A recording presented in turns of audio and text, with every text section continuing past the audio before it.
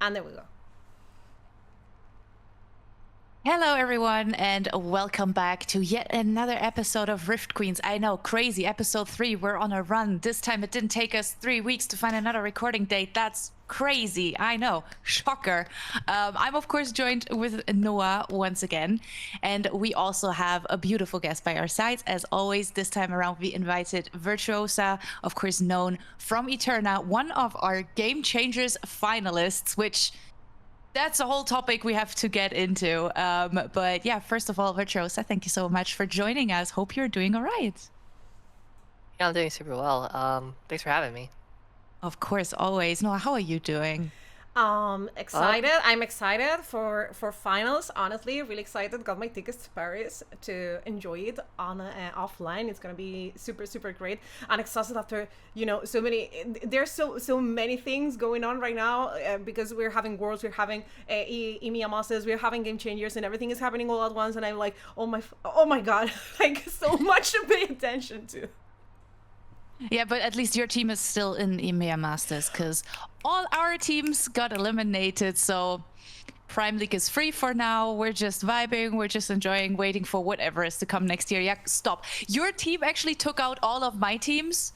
So Yeah. we're not even going to get into that, okay? Because I might get mad. But I gotta say that I was a little bit excited about the small possibility of having again Unicorns of Love back in the LGC, like Yeah, I know. I mean, So we it was were excited about it too.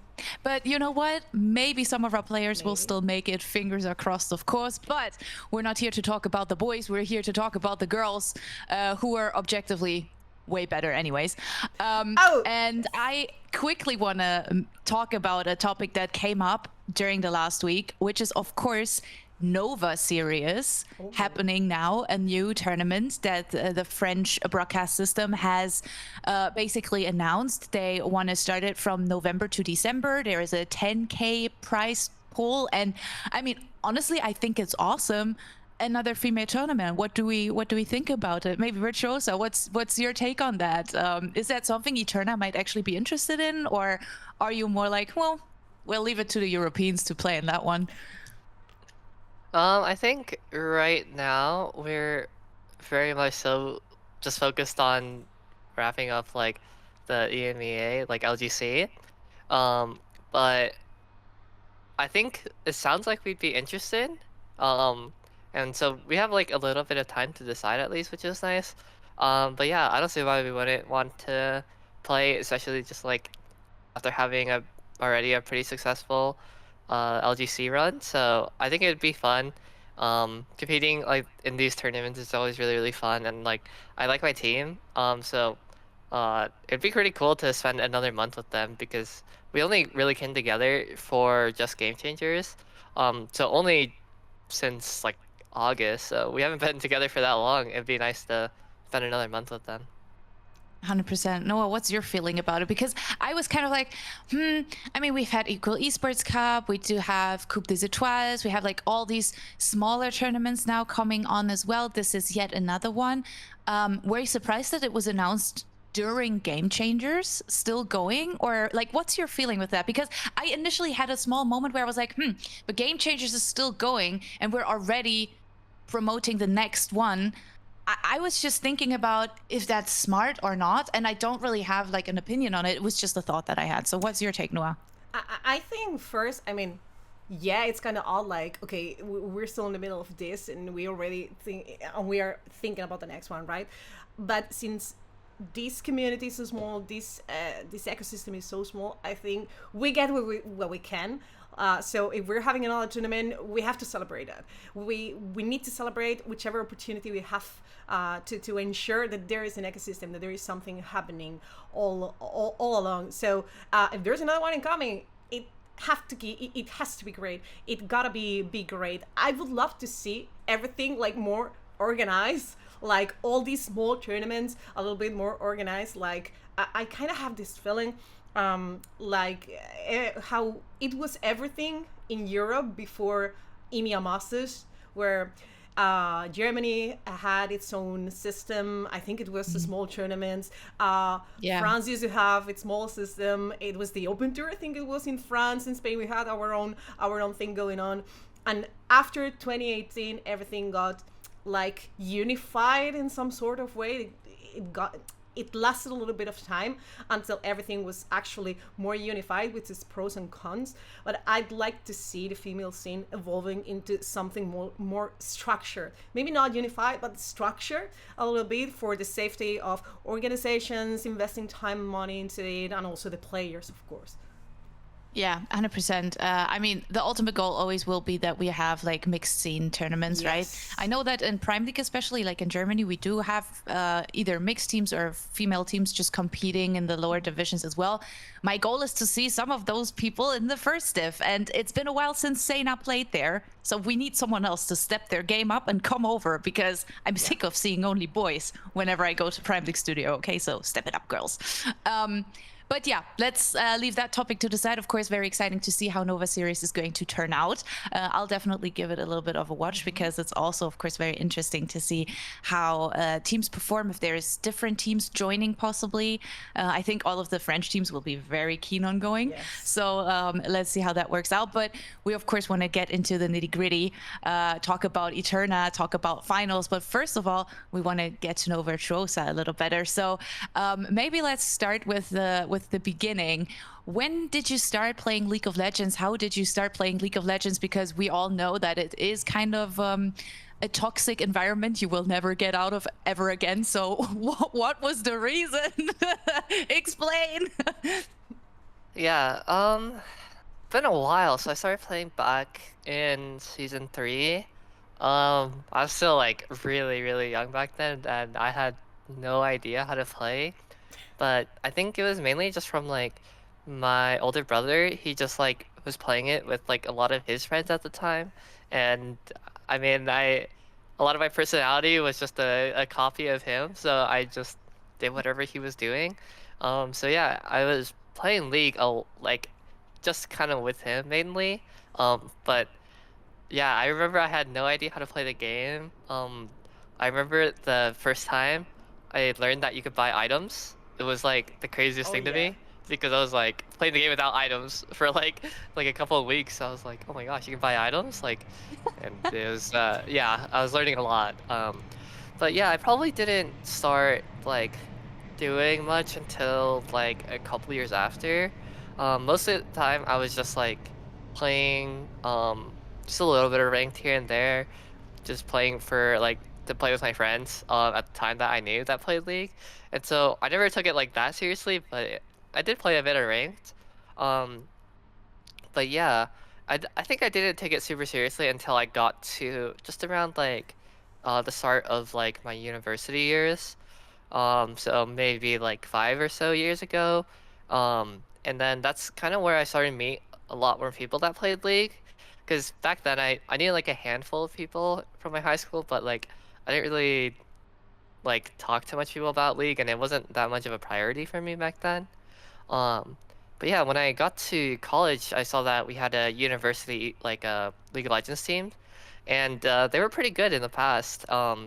And there was like a lot of like challenger players, like GMs, and it was just pretty cool. I became pretty good friends with a lot of the players. Like my freshman year when I got to college, I roomed with uh, like the support main for the team, and so that was a pretty cool experience. But yeah, he was like challenger at the time. I think I was still like around masters. But that was probably like one of the coolest experiences, and he taught me a lot. He was probably like the stepping stone of just me getting into League a lot more seriously and trying to even think about going pro at the time. So yeah, shout out my college roommate Kyle for that. But yeah, we spent like a year together, and it was like, so we ended up sharing a room, and we had our like computer desks like right next to each other. And I remember those are like some of the best nights of my college time, because it's just like, I mean, it probably wasn't the healthiest thing, but we would stay up until like, you know, like 3 a.m. and we have like class at like 7 or something, and we just like play solo queue all night. And I remember it was just like, yeah, it's like when you're so close to like GM or like so close to like a break point, you just want to keep playing. But yeah, those are really good times, and probably wasn't the healthiest relationship because we would definitely like push each other. It's like, oh, if you're gonna play another game, I'll play another game, you know. And if you ended on loss, then I'll play another game, you know. So we ended up playing a lot of League together. But yeah, that was pretty fun. But yeah, just throughout college, I was pretty involved with the esports team. I actually spent quite a bit of time doing esports media. So I did photography for all the esports teams. So our university carries like a Valorant team and a Rocket League team, and back then they had an Overwatch team. So yeah, we had like a lot of different teams, and I would travel with some of them and just like be in the environment, and that was really just like my first taste of just like how cool esports could be. Um, but yeah, it's just like an amazing experience to be surrounded by people who were all super motivated about gaming and took things like really seriously. That sounds But yeah, awesome. yeah, we went to like some LANs. Those are like always super fun. You just spend the whole day with the team and just like hang out. And even for the like, I don't play Valorant or like Rocket League obviously, but like it was still really cool to like just see people um being really passionate, and I think that really motivated me to keep trying. Um, but yeah, I think the largest turning point was after my second year of college.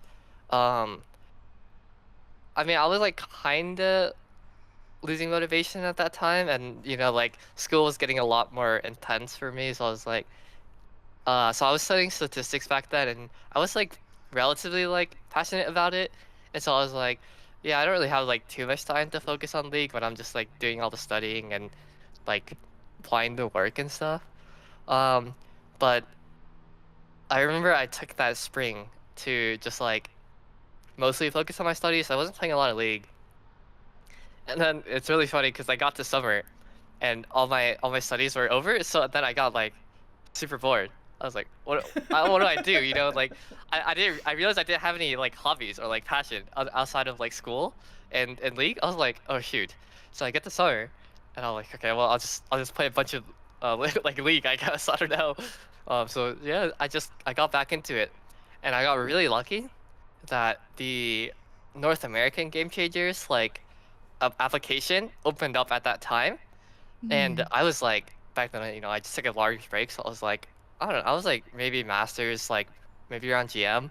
I was like, I don't even know if I'm like good enough to play in this thing, but I'm just gonna apply and see if I can get in.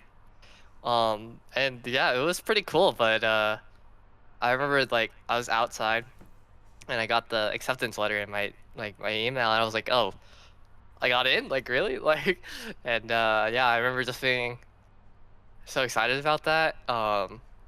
And yeah, we could get into that a little bit more in depth later on, but those are like the largest turning point for me, that 3 months of the NA Game Changers program. And that's basically what caused me to really commit to trying to go pro. So probably for just about like 2 years now, I've been trying. But yeah, from there, after that program ended, I ended up taking the semester off to play in that Game Changer, so that was during the fall.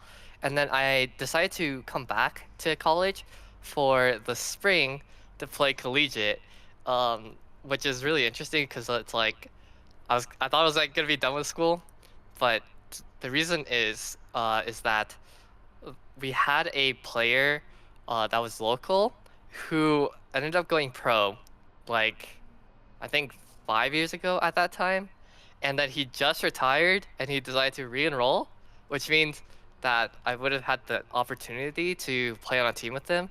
I think the original plan is he just wanted to coach, but you know, like he's a retired pro, everyone wanted him to play, so like I remember all of us were just like begging him to come back to just play one more season, and you know, it's like it's funny because he probably thought he was done with League, but obviously no one really escapes League. So yeah, it was that was probably the best opportunity I've ever had to play on a team with like such experienced players. Like a lot of our players just wanted to go pro at some point, which is pretty cool. But yeah, it was like a lot of people just did it for the love of the game. You know, like no one was getting paid to play on that team. We just all really had a lot of passion, and just wanted to just compete. So that was a really cool like spring. And I was such a different player back then, thinking back, but I learned so much, and that was really like the starting point for a lot of my comp journey. But the best thing that probably came out of it was that after the season ended, the mid laner, the retired pro, his name is Sligo. I'll probably call him Max in a lot of these stories, but he just like took me under his wing, which is just crazy. But yeah, we found out like we're just neighbors. Like we live like a 5-minute walk from each other. Like we live just having to live super close. So, yeah, since then he's been really just like kind of coaching me really closely.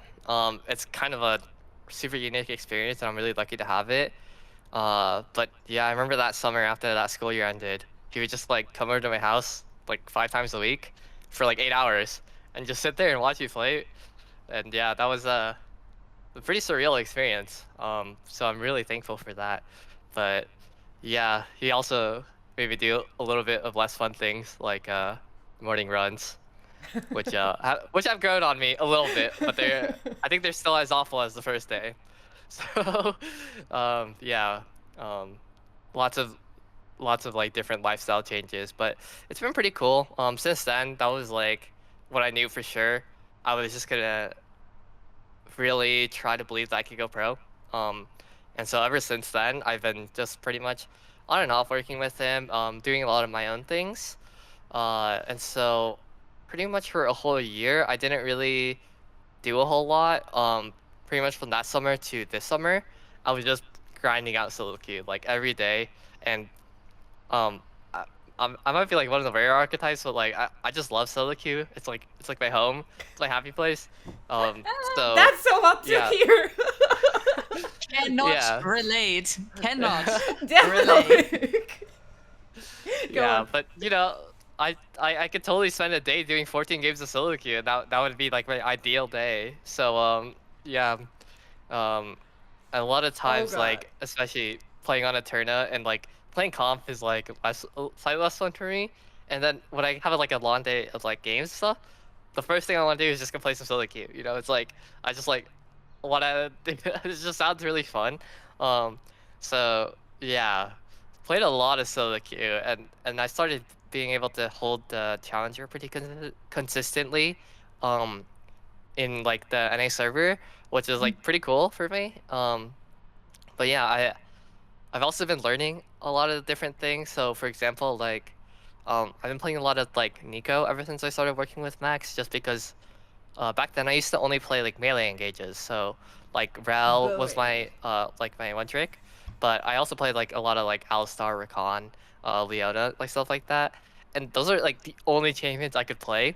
And then I was like really worried when I wanted to go pro. I was like, I'm really handsless. You know, I pick support, and I pick the easiest support champions because I can't control my mouse. You know, and Max said that it's actually pretty easy to teach mechanics. And that was like, it's a common misconception that like mechanics are easier to teach than, or like macro is easier to teach than mechanics.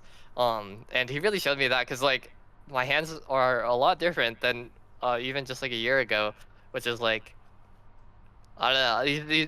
First of all, just like a really, really, really good coach. But second of all, it kind of was a lot in my head that, yeah, I just like had this conception that I couldn't be good. But really pushing through it. I'm still not like perfect. I'm not like Carrier on Nico, but I've definitely like come a long way since. Still improving every day. So yeah, like playing a lot of the Nico was like part of that. And just trying to branch out and try to learn a lot of these champions that I couldn't play. Like a lot of people think that like Lulu, for example, is like really, really easy to play, but he was like kind of telling me all the things that I should be like really thinking about on Lulu. And especially like after watching really good Lulu players, like we have a player here called Hiccup, who I like really look up to, and she's like the goated Lulu player, you know, and she's just like I watch her play, and I'm just so impressed every single time because the champion is like really hard. The cues are really hard, and you have to like space your autos super well. So yeah, just getting all these different like experiences on different champions that aren't just like Rel.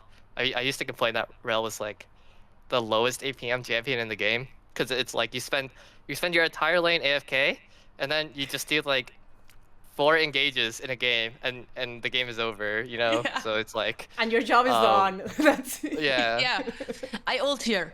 You do the rest. Yeah, pretty much. But yeah, basically learning all these champions has been a really cool journey. And you know, I'm always like trying to pick up another champion. I tried really hard to learn Vel'Koz. Guy was way too hard to play. I was watching a ton of Nemesis videos. I'm like, how does this guy make it look so easy? You know? How does he do it? Yeah. But yeah, that's on the back burner for now. Yeah. But yeah, so most of my last year has been kind of filled up with just solo queue, learning different champions, learning a completely different playstyle. But yeah, and then enter this LGC Rising season. Kind of came out of nowhere because I heard that this might be a thing kind of way back in the spring, but it was like kind of iffy. So I was like, I don't know. But I remember actually like Blue Otters, Nexus Reapers, like I remember I was like kind of in touch with them at first because they were like Paul, the manager, he reached out to me directly. And he was like, if you're interested, like we'll have you like come and try out. And I was like, yeah, I'd be super down. You know, I'm not playing in anything at the time, and I wanted to be involved in like the like fem scene in general, just because it's like kind of something I'm really passionate about. So I was like, yeah, I'll come try out, and then I started playing with them, and I really liked them. But then the issue became that when they entered Equal Esports Cup, they didn't allow foreign players. Yeah. And it was like tough because they were like, yeah, you need 2 years residence. I'm like, I'm not gonna get 2 years residence tomorrow, you know? So Yeah. I was pretty bummed out about that. And so I ended up having to like drop that whole idea. And I put everything on the back burner. And then the Game Changers Rising rule set came out, and they were like, yeah, you can have 2 foreign players as long as your majority is like European residents. I was like, oh, shoot. But the issue is that everyone already formed their teams back for EUC, and most of them were still playing with them. And so I was like, okay, well, I'm probably not gonna find like a super great team. I'm gonna have to play like OKs and stuff. And so I was literally I just put out LFD, and I was just like, I'll just play on any team that wants me at this point. I just want to have fun, just like compete, just I don't know, just be introduced to a completely different scene. And then one of the people I knew from NA Game Changers reached out to me directly, and she wanted me to play with her on Eterna, and I was like, oh, we're gonna have an NA bot lane with like 120 ping. This actually sounds pretty sick. So yeah, unfortunately she didn't end up playing. We ended up doing some roster swaps, but we got like it was like how I got into Eterna. And like completely like a ragtag team. Like we had no like org, right? We had no staff. It was literally just 5 players in a Discord group, just messaging each other and like, yo, let's schedule some scrims or something. Let's just play League of Legends. And so that was pretty much how we started. Really like genuine like grassroots team formation. But yeah, we got pretty lucky. I want to say because. I mean, I guess we made it to finals, which is like, with not having an org to help us. What happened there? Hey, what happened? Like, how did you? Yeah, obviously that's something we have to talk about at some point. I quickly wanna touch on the university thing because I know it's a thing in Germany too. We do have a university, like we have a uni league, which is relatively well known actually. Like a lot of universities actually play in that. In Spain as well. I think I think the same uni has been winning for the past few years or something. I don't know. I'm not super involved in it anymore, but that's also, for example, where a lot of casters start out as well for us. So it's super, super interesting. We have one Div 1 team, Rossmann Centaurs, who is basically also a university team, and they have their diplomas and exams and everything that they do on the side, even though it should be the other way around, right? They should be doing League of Legends on the side, but I'm not sure how balanced that actually is. But I know that Spain has it too, right, Noah? Because isn't like UCAM is a university team as well, right? Yes, it is. I mean, it is a university team, yes and no. I mean, like the university sponsors the team. You can also have like a basket team. I mean, they have tons of sports teams. They are really invested into that, so they join League of Legends as well. But I don't know if they are competing in the uni ecosystem. Like if you they're too good, probably. They're just competing in Superliga now because they're so great. The biggest difference is that UCAM players are not people who are actually studying at UCAM. Really? Yeah. Oh my god. That's kind of wonky though. Yeah. So that's the difference between competing on the university system and UCAM at Superliga. Like I don't know if they are actually competing on the university university tournament. But maybe yes, with an academy or something. They were at Circuito Tormenta, which is third division in Spain. They have an academy there, so definitely they have several divisions going on. Yeah. No, but I think it's very interesting that university leagues or like university teams are kind of also like growing. I feel like that's a concept that has been growing in the past. I know a friend of mine also got an invitation for an esports scholarship in America, which is crazy. Like he should, like, I'm convinced he should consider it because I think going to university there could be very interesting as an experience as a whole. But like, you get an esports scholarship, honestly, you just have to do what you do anyways every day. Like, you go, King.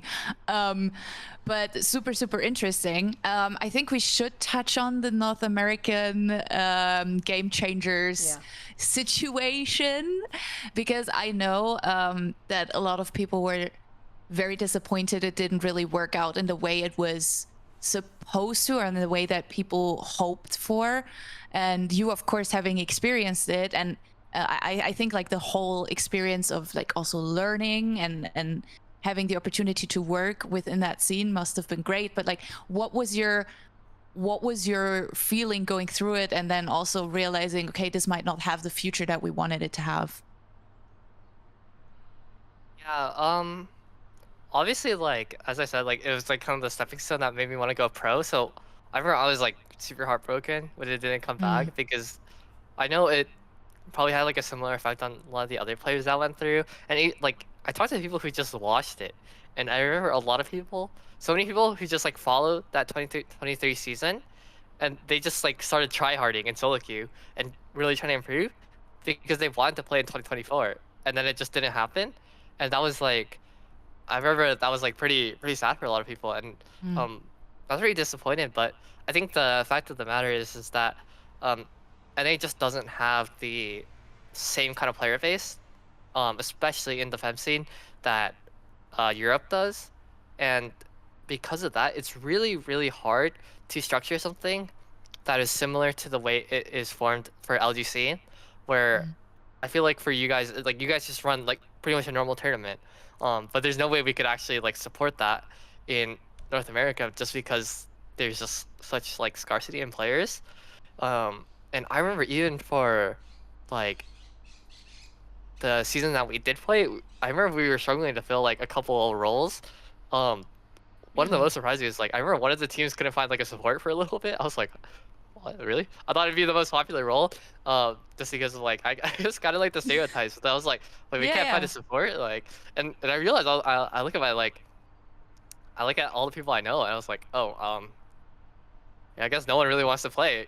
So it's been pretty tough, just because of like we don't really have that many players, and a lot of the players that like, we had pretty like strong players back then that were like in tier 2 even, and competing in like academy here in North America, and that was like, they were really good, and we had really strong players, but I think a lot of people over time just like, you know, like a lot of opportunity in esports are just decreasing. Academy got dissolved, right? And we're getting less teams, kind of like every couple years. So it's like kind of a dying scene, which like I hate to say it because like I mean obviously I'm trying to get into this thing, so I don't want to admit that it's dying, but it's pretty tough, and everything just like extends into just like the fem scene here. Really just like a lack of players, but what I really believe the solution is just that like Riot just needs to step up, and like they just need to just bite the bullet and just do it anyways, because how are we gonna like motivate people if they just like don't have anything to look forward to? Yeah. So you know, it's like I was very disappointed there, but you know, like Eterna competing with like 2 players, right? That's something at least. Like there's still like people who really want to play. And I still talk to people that always like complain about like how it didn't come back, and they just like wish it was there because it was like super motivating. And I think even if they just put it out, I think that would revive a huge scene. And if they just like made it with the intention that they wanted to keep growing this over time, that would just be the thing that we really need here in North America. Yeah, I completely agree, especially because I feel like we have that same conversation about game changers here as well, right? Because I remember for us on the broadcast, or like for me as broadcast talent, I was also like, okay, look, we're probably going to get so much shit in the chat because people are fucking stupid. But at the same time, I was like, if we don't do it, like if we don't start now, if we don't hold our faces in the fire and say, bring it, no one else is gonna do it. And we will only delay the progress for even longer. So I completely get that part. And I think we are very fortunate in Europe that we have so many also like national tournaments as well. Even though you've already mentioned the issue with like Equal Esports Cup being EMEA focused and not really anything international is possible there. But like, I still feel like that has been kind of giving life to the scene for the past few years, right? I think Noah, you would definitely agree on that. Absolutely agree. If it wasn't for Equal Esports Cup or the projects like Virtuosa, like there wouldn't be any scene. And I talked about this a lot of times with some Spanish players, like for example Sakurumi, who used to play as an AD carry for Mile and Noa. And she talked all the time about how discouraging it is that these tournaments keep disappearing, referencing, you know, North American game changes and everything. And she always says, if there's no opportunity, how are we supposed to try hard? How do you want us to try hard? Like, the mixed scene right now is a mythological beast. Like it's a unicorn, okay? I mean, we have to face it. It's a unicorn for reasons that I'm not gonna tackle here right now, but for reasons it's a mythological beast. So we need to push up the fence in. But if the tournaments keep disappearing, it's not going to happen. Your player base is not gonna grow from out of nowhere. So yeah, even if there's a scarcity in players, there's a problem in North American grassroots, I think there's a necessity of that game changes to happen once again. And I know you think Virtuosa that maybe the EMEA game changers may fuel back the North American one. Yeah, I mean, that would be probably the hope. Generally, I would love to see more female tournaments happening across the globe, because I don't like... EMEA is great. We are unarguably the best region. EU bigger and A, sorry, I had to say it. But I still think you're an enemy territory, I'm sorry. Finally! No, but I still think like we need it. We need it to happen. Definitely. And I think also the part of like esports in general is just struggling right now. But if we let that discourage us, like none of us would be here. Like I want to be broadcast talent. My chances of getting into the LEC are about as big as the chances of us having mixed teams in the LEC next year. Like probably non-existent. However, we got to keep believing, because if we stop, like what's the point, right? Yeah. But we've talked about Eterna kind of starting out as a little bit of a do you want to play? I want to play. Come on, let's play type of project coming into Game Changers. You were, of course, formed for that reason. And then something crazy happened after a certain someone decided that period accounts would be a great idea. All of a sudden, FlyQuest came in and was like, how about you and me? How about we do something? What was that like for you guys when FlyQuest kind of reached out and was interested in working with you guys as well? Yeah. So I guess to start with like just Eterna's formation. Um, yeah, we were just like super ragtag.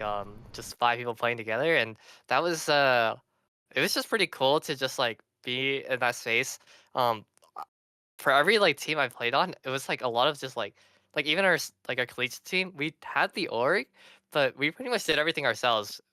We didn't even really have a coach because like Max was supposed to be our coach, and then he was a player and our coach at the same time, which was like yeah, we were just I'm pretty used to just like not having an org and like staff and stuff.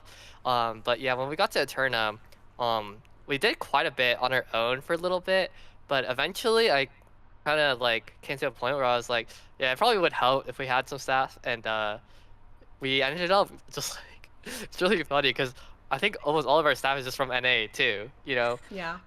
So like I remember we got Myra, who's our manager, and like she's like the GOAT manager. She has a ton of experience, and even in just like tier 1 here and NA and Mhm. stuff. So like very knowledgeable. We always make this joke. We just like call her mom because she kind of does it all. You know, like she really does like just like schedule. She just schedules our scrims and like manages our schedules. But then she also just like gives us free therapy. And like now with like traveling, like I mean for me, I haven't traveled alone much at all, and I haven't never traveled to Europe either. And so like I've been asking her all my travel questions. She's like she already knows everything and knows the answers.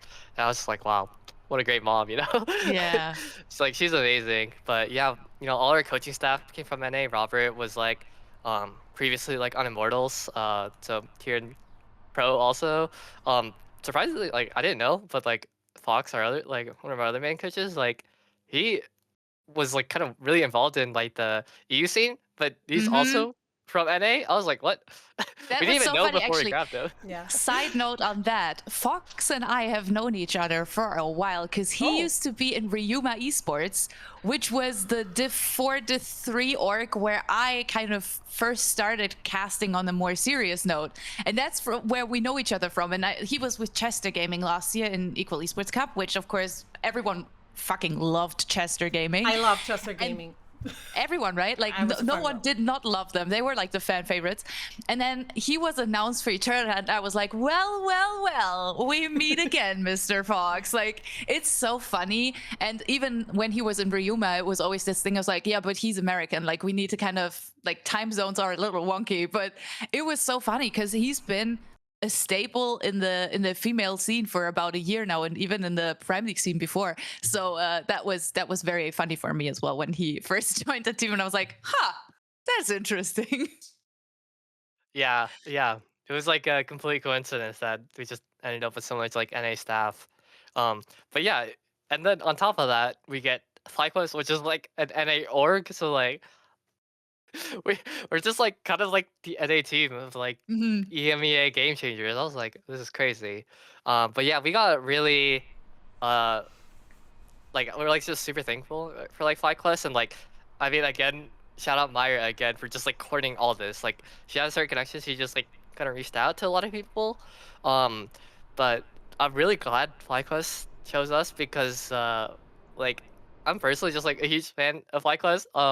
Obviously like after like their stage matches, I'm a little sad. But you know, like I really wanted to win against like G2. I was like, oh come on guys, like what are we doing? Um, but yeah, like she's just always been a huge fan of FlyQuest. Like I love so many of their players, and like Lucio is probably like my favorite North American player. Just I always looked up to him, and Mhm.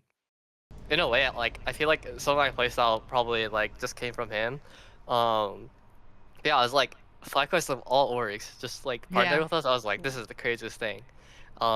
And so I was just like super happy, and it's just nice that it just feels a little bit like more real when you have Mhm. someone that big backing you.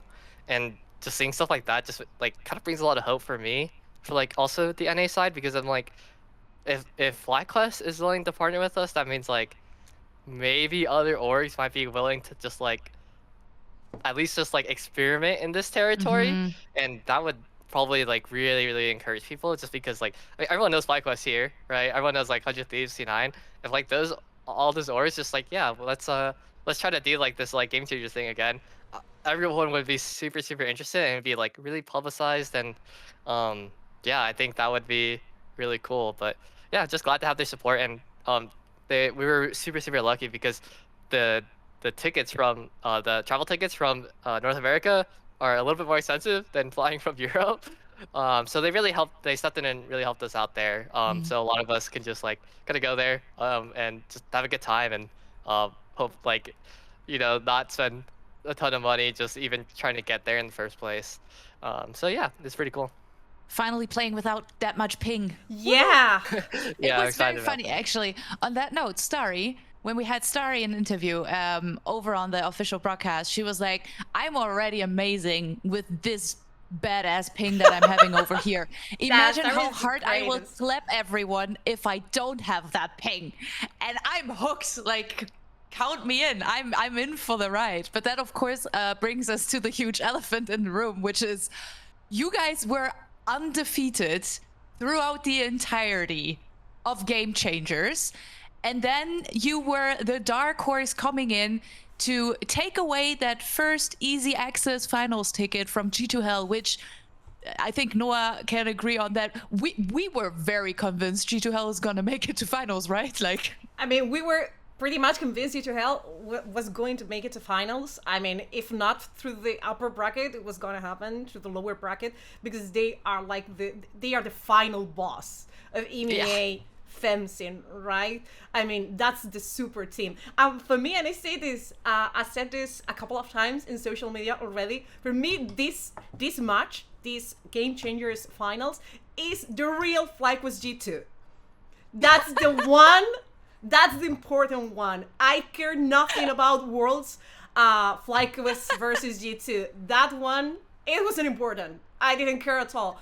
That was just the opening season for the true FlyQuest against G2. I mean, I have to talk about that finals as FlyQuest against G2 because it's so fucking hype.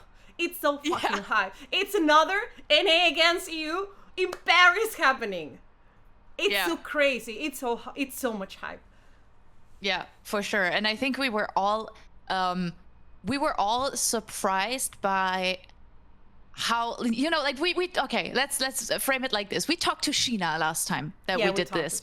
And Sheena was like, you know, against Eterna, we'll probably drop one game at Atacam because, you know, content, blah, blah, blah. Like, you know, the G2 type of way of saying things, especially G2 Hell, known for their aura and their banter and everything. Like, okay, cool. But then Eterna came in and was like, we're going full 5 games, and then we're taking away the toys from the little baby that is G2 Hell. Please tell me, how did that feel? Because, like, for us, it was a huge surprise because we were, of course, not really able to determine how good is Eterna. Actually, we've not seen you play that much because we obviously also weren't really following the qualifier too much. So we were kind of like, what on earth is going on? How is this team this good? How do they take over Game Changers by storm and then just kick G2 Hell off to the curb? Like, how did that feel? How did that go? Yeah, I mean, so before I came into like the scene this year, I honestly didn't know too much about like any players or any teams, but the one team that I knew about was G2, and I I mean, they're like large enough to be like on a global scale, you know, and everyone just like knows about them, even just here in like the NA fan scene, and it's just like something like a team that I've been following, and I've been looking up to them for quite a while. Like a lot of the players are just like amazing. I remember I've been like following Cultist for like a couple years now, and just like kind of following her path, and so it was like pretty surreal to get the opportunity to play against them. I was like, I don't know, they're like kind of like celebrities to me in a way. I was just like, this is really weird to be kind of like playing in the same game as them. Kind of, yeah, in like this kind of environment. But yeah, I'm like generally like a pretty I guess like a pretty like a little bit anxious kind of player. I remember almost every single one of our like round robin matches. I was like kind of worried, you know, because like every game is like super important. Like first seed, just like it just made it so much easier to get through the bracket. I was like, yeah, we really want to get like we just want to go 3-0 in our round robin. But then I was like, oh, I don't know, like these guys look pretty good. And so like I'm usually someone who like really likes to just like overestimate our opponents. But yeah, I remember the most shocking thing is like I think it was like the night before we played against G2. I was like asked my teammates. I was like, so like, what do you guys think? Like, what do you guys think the game score is gonna be? Like, are we like 3-1, 3-2 if we win? And they're like, yeah, we might be able to actually just 3-0 them. I was like, what? I was like, Oh, you know, wow. like if they said like 3-2, I'd be like, okay, yeah, like we're probably gonna win, but it's like gonna be close. So like, I don't know, just like that sheer confidence coming from like all the players. I was like, oh, like we really actually got this in the bag.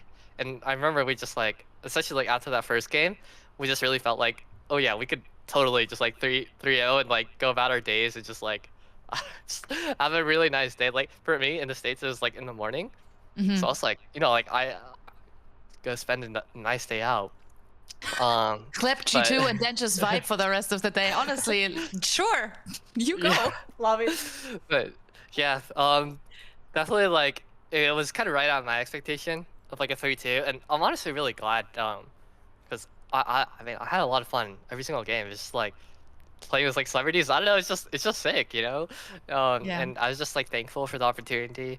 I remember I felt like super like heartfelt after that tournament, just the series, just because it was just like, wow, like not only did I get the chance to play against them, but we actually won. And yeah, I'm just like that's definitely like something that gave us a ton of confidence here going into finals. Like we've done it once, we could do it again kind of vibe. So but on top of that, things are probably gonna look a lot different, you know. Two players coming out of pain, and it's like kind of been touched on a lot, but like a lot of the time people like that's kind of what these NA players are known for. But yeah, it's gonna be like a lot of changes. It makes things different in a really weird sense. I think the hardest part by far was like the time zone, you know? Yeah. Because like a lot of our games were played at like 5 a.m. I'm like, Oh god. you know, I Like, was like, Starry it's, like, told dark me out it for was the- early, Sure, but because not we that started- much. Yeah, because we start midday. I was like, yeah, if you start at like 6, it's fine, whatever. No, we start at 1. Starry Yeah, told me and, like, it was for- early, but I never expected it to be that much. Like, I never thought Yeah. about it. Holy shit. Yeah. Yeah, That's for true. Starry, because she's like on East Coast of North America. I'm Okay. right in the middle, so like Yeah. Oh god. I'm pretty far away. So the Yeah. time gap is even larger. It's like 8 hours, right? So I'm like waking up pretty early. So I mean that was by far the hardest part. I always like most of my best games are like in the afternoon here, and like that was obviously not gonna happen for these games. Holy shit. But yeah, the ping is just like I've gotten used to it. I'm pretty lucky, but it's just it makes small things. So like it just slows everything down in my brain just a little bit, and so I'm pretty excited to just see like how different it'll be on stage. Yeah. And so like kind of in a way like I have stage nerves obviously, but I have experience at least from playing on EUniverse. We played in like the LCS studio, and so yeah, I think it'll only be like an improvement going into finals, just with like reduced pain, and also we have some confidence going behind us. Yeah. Well, I think my team is already pretty confident, but at least I'm Understandable. confident. I can already imagine what C would say right now. C would probably be just chilling. She'd be like, no, we got it. Like, we're cool. 3-0, it's gonna be great. But honestly, like that's actually a thing, right? Like G2 versus Eterna went 5 games. Eterna obviously won. And then we were kind of like, okay, I mean, I didn't expect it to crack G2. Like, they are too good of a team to be cracked from one series not going their way. Like, so I didn't expect them to crash and burn. But I also didn't expect them to show up with a 3-0 stomp versus Solari Academy either. And that was, of course, our Equal Esports Cup Finals rematch. What was your feeling towards that, Noah? Because I was sitting there, I was like, I mean, I was kind of happy it was a 3-0 because there was a Formula One race that evening and I wanted to watch that. So I was kind of like, hey, that's great. I get to watch Formula One. But that looked very confident from G2. I got the vibe. Like, I got the same vibe from in that semifinal, the G2L versus Solari Academy, that I got yesterday watching T1 playing Worlds. Like, we are pissed. We shouldn't be here. That kind of vibe. Right? It's the, what are we doing playing this game? We should be already thinking in the next best of 5. We do not belong in here. I got that kind of vibe. And Solari Academy was the victim of that vibe.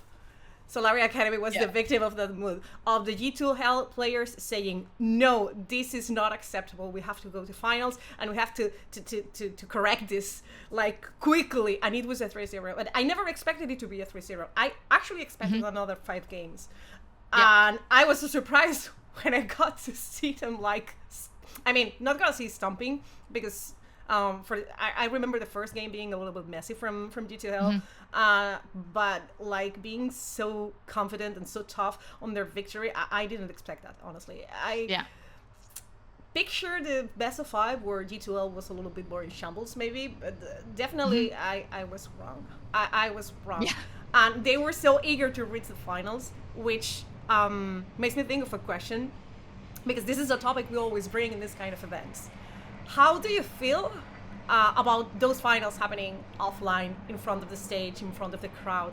How do you think that it's going to be for you? I mean, it's just gonna be a cool experience. I don't really get that much stage fright, but yeah, if anything, it's just super exciting for me. Throughout the whole series, I've had just a ton of random people reach out to me and just say yeah, I watched your game and congrats on everything, and it's just kind of people I didn't even let them know I was playing this. I haven't really said a whole lot about it, and I was just I've been surprised every single time that someone's reached out. I'm like, oh, you watch those games completely on your own, and I think stuff like that just really gives me a ton of motivation, and knowing that I'll probably have even more people just watching this grand finals, and just I mean, it's gonna be the broadcast, but it's just this is kind of a crazy experience, and I don't know, we'll probably have a ton of fans in watching too, and just knowing that we have that support is gonna be really motivating, and we really want to do well. But yeah, I'm also just really happy to get I don't even care if it is a 5-game series again, because I just want it to be a really good series for everyone to watch. Something that's really close and really I don't know, it's just cool to show off sometimes. So yeah, I'm excited more than anything else. Yeah, no, I can completely understand. I mean, I'm super happy Noa bought it. Okay, we got to talk about Noa being a crazy person, by the way. Noa will do Worlds, I think, the day before. Then she will fly to Paris for Game Changers, and then take the flight back to do Worlds again the day after. Because she is a crazy person. But I just love the fact... I'm not that mad. It's not that far, Paris from Barcelona, okay? It's okay, that's fair. A couple of hours. It's 1.5 hours. It's probably the same for me. From Berlin, it's probably the same direction. I'm saying, but I just feel and I always feel that with smaller tournaments in the Prime League scene, for example, as well. I feel it's just a big meetup of people that are hyped about this specific project. And I've already seen people on Twitter whose teams maybe not have made it, but who are just very passionate about the scene, being yo, I'm going to Paris, who am I going to see there? And it's so nice, and it fills me with so much happiness, because we have it in a similar way with Equal Esports Cup, of course, but this just feels so much bigger because the purpose behind it and the road to get there was so much longer, it's just this big accomplishment that it's finally happening. So to end this podcast episode, I of course have one last extremely important question. What scoreline is it going to be? Will it be the 3-0? Will you take us to 5 games? What's your initial thought on that? I want a 3-0. I just as much as I want to have 5 games on the stage, but I think we want a 3-0. Like things are gonna be different. We're gonna be a different team, even on stage. So yeah, we're gonna take Awesome. home that trophy with confidence. Okay. Okay. I mean, we've already seen some spoilers of the trophy on Twitter. If you haven't seen Yeah. it yet, you should definitely check that one out. I got some spoilers as well because we were kind of asked for opinions in the progress of the trophy being developed. So I was kind of like, I mean, if I could have that trophy, I would want that trophy because it's gorgeous. But Noah, what's your call? What's it going to be in finals? 3-0? It's gonna be a 5 games. Like for sure, it's gonna be a 5 games. I refuse to take a flight to Paris to not see 5 games. Okay, if I get there is to see like to the utmost consequences of it. Okay, I won 5 games. I won 5 games in a base race in the last one. Oh, a base race? Please stop. No. Yeah, a base yeah, race yeah. is every play-by-play caster's worst nightmare. Yeah, Like, it is. I'm I don't sorry. want a I'm base sorry. race. You get that one. You get that one. But it's the best moment to show off, right? And you Fair. agreed, and you have to show off from time to time. Yeah, definitely. Well, I'm super excited to, of course, see both of you in Paris. That's going to be great. But I'm also just super hyped that we got this far, that we have our finals. We have G2 Hell versus Eterna, the big rematch happening on October 31st on Halloween. So Oh, Halloween. I was asking if we could get dressed up, but they sadly said no because of, if people Cowards. watch it out of context and we have like knives stuck in our heads, that could be a little off-putting for people who don't know what's going on. So we decided not to go with that, but let's see, maybe we'll get a little gimmick in. But first of all, thank you so much, Virtuosa, for joining us today. It was a pleasure talking to you. It's always amazing to get to know our players a little bit more, and of course hear everything from your perspective from overseas. And I think I'm speaking for everyone that you and the team have been such a joy to watch. So we hope to see you again in whatever way possible. But first of all, we're going to see you at finals. If you don't want to miss out on the action, make sure to check out the LEC channel, where we will be, of course, streaming the entire finals. The French broadcast will be there as well. As far as I know, they will do the arena stuff, since there's rules in France that you have to have a French broadcast in the arena. So those people will be there as well, and they will, of course, give you a stream for the French viewers as well. There's also a French podcast now launched, and they have actually talked to your AD carry, to see. So she was on a French podcast talking about the female scene, so definitely make sure to check that one out as well. And just make sure to follow the scene, support the scene. It helps us, it helps the project to hopefully go further. And I would say we'll see each other in Paris. Yeah. And until then, everyone have fun, stay safe, and support the females in the scene. That's it. Okay.